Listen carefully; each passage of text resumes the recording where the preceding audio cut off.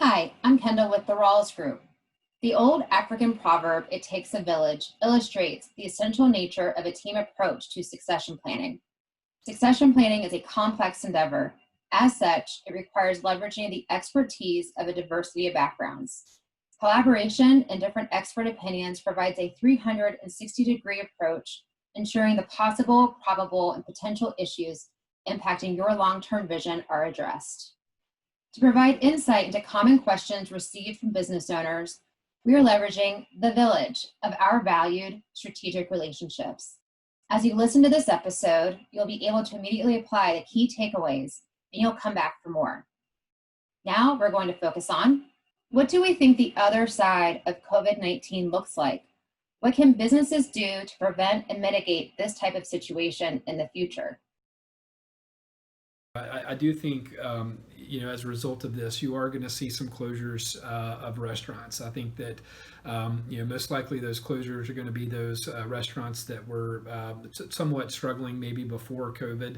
And so you're kind of seeing that on the back end. A lot of our franchisors are kind of taking this as an opportunity to look at some of those underperforming units and determine what to do. This could be an opportunity to get out of those units a little bit cheaper than it would have been beforehand, or potentially also, try to look at maybe selling, some underperforming stores to maybe some better operators, so that they can maximize on those particular opportunities.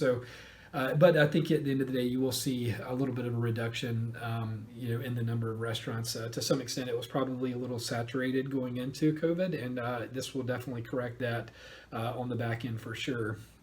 I mean, as far as what can businesses do to prevent this, obviously there will be a new landscape. We've read a lot about kind of the layout of restaurants, how that's going to look going forward.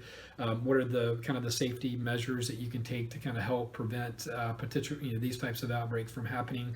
So I think there's a lot to come as a result of that. Especially as you look to build out new stores. I think the footprint's going to be a lot different than it has been before. So potentially, a little bit bigger footprint. I think we were trending more towards a smaller environment before. Drive-through, obviously something that's would make sense kind of going forward. Patio dining, obviously that's something that's a little bit more open and something to consider as we kind of move through this new climate. So a lot to come, and there's a lot of good references and resources out there to kind of help you kind of think through this together. But I do feel very positive about where the direction currently, where things are going, and look forward to seeing what happens here in the short term. I think the key question is not how do I prepare for another situation just like COVID, for example, a pandemic, but rather how do I prepare for uncertainty, change, and the unlikely events that are almost guaranteed to happen at least occasionally. What has made COVID so devastating is that it was fundamentally unexpected and not something any companies were prepared to deal with. The goal of any process like this, or to respond to those questions, is to build resiliency and flexibility into all of your business to the extent possible. That means building a culture and hiring employees that are willing to approach problems from a problem-solving mentality, making it easier to work remotely, building redundancy into your systems, and recognizing the bottlenecks in your process so you know what actually really matters if something were to go down. I'd recommend that companies prepare a disaster recovery plan for their business and to take that process seriously. While the plan may not actually deal with the specific challenge that arises, it is going to help you build the kinds of resiliency and flexibility into the system that are going to allow you to respond more effectively than your competitors. For example, if you're a manufacturer, do you understand the weaknesses in your supply chain, in your customer chain? Are there alternatives or substitutes you can have ready? Is there one machine process in your business that if something happened, everything else would shut down? That may be your servers or your computers. It may be an actual manufacturing machine. Who knows?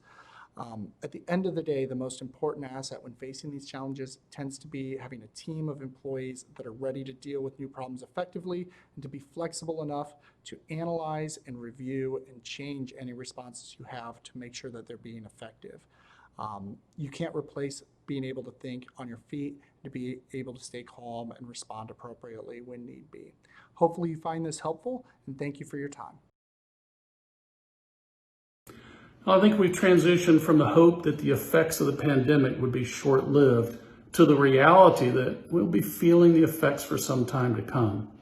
I'm hopeful, however, that vaccines and maybe some continued lesser version of social distancing will allow us to restore our way of living to pre-coronavirus times.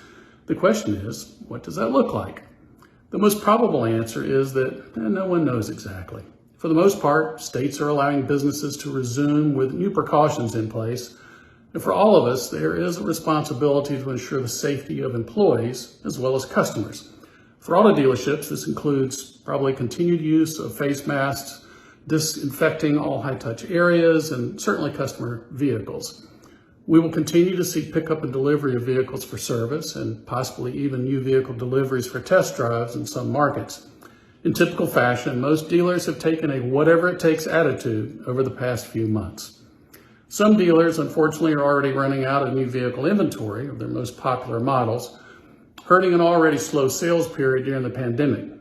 Used vehicle supply may be down, but the delta between wholesale and retail prices is still playing a game of cat and mouse. You may not have much choice in waiting for new car inventory, but you can get aggressive with used vehicles, searching further and wider while accepting skinnier margins in order to maintain enough units on hand to attract traffic and offer a good selection. I think everyone has accepted the benefits of not only browsing inventory, but actually completing sales online as much as possible, including F&I. While there's nothing like face-to-face contact, the competition keeps pushing the envelope in this area, and to compete effectively, we need to play catch-up. One of the unknowns we're dealing with includes whether there will be a resurgence of coronavirus. I hope not, but be prepared for continued uncertainty. This may, unfortunately, require revisiting staffing after stimulus retention and rehiring requirements are fulfilled. I hate to say that, as I am a firm believer in taking care of our employees first. Some dealers have done a great job in building cash reserves, and those who have are not under the gun quite as much.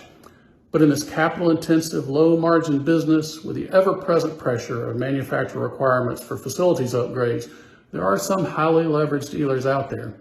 And therein lies perhaps the best advice, whether it's making up for lost revenues or preparing for the next downturn. Stay on top of your numbers. Know where you stand with every department and every rooftop. Keep up with local market conditions. How are consumers responding to various global and national events, and what does that mean for each dealership locally? The bottom line is that no one really knows how this year will end up and how much business will be affected by the pandemic. Listen to your advisors. Look to your vendors for products and services that will help you win new business. Manage your business tightly and continuously review your numbers. I've seen some recent numbers that indicate dealers are setting new sales records while others are still struggling.